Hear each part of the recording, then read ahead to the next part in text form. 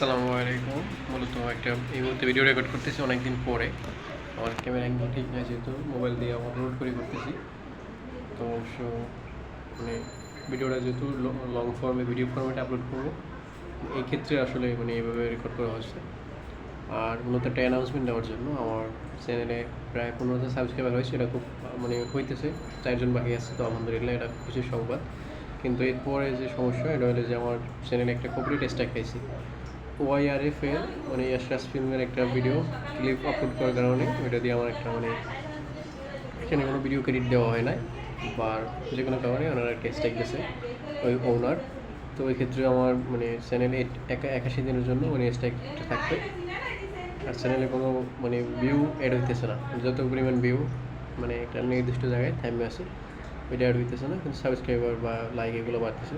মূলত এক্ষেত্রে কী করণীয়, কেউ যদি জানেন অবশ্যই জানাবেন। আর সাউন্ড কোয়ালিটি হয়তো ঠিক নয়, এগুলো একটু ইয়ে করবেন।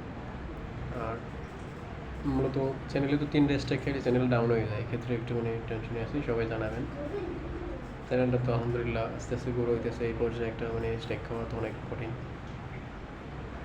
মূলত এই জন্যই। আর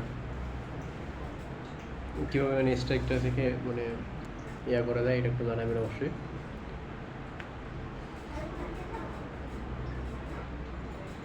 আর অবশ্যই হয়তো অনেকে আমার ফেস রিয়াকশন থেকে বুঝবেন যে আমার মানে মানসিক অবস্থাটা কীরকম, কারণ একবারে 0 দিয়ে একটা চ্যানেল দাঁড় করা, 0 থেকে 15,000 সাবস্ক্রাইবার, মানে যে এমনি হোক, মানে অন্যের ভিডিও কপি করলেও অনেক মানুষ কিন্তু চ্যানেলে অনেক স্বপ্ন দেখে, ঠিক আছে?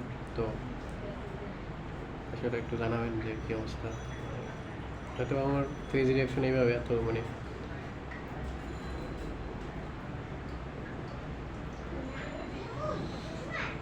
আল্লাহ হাফিজ।